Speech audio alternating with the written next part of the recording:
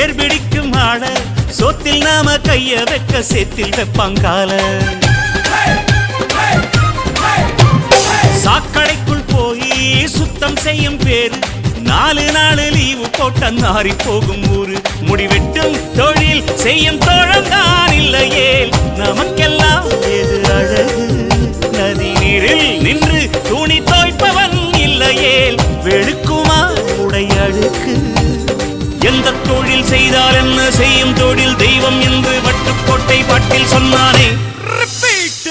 சக்தி எல்லாம் ஒன்று சேர்ந்தால்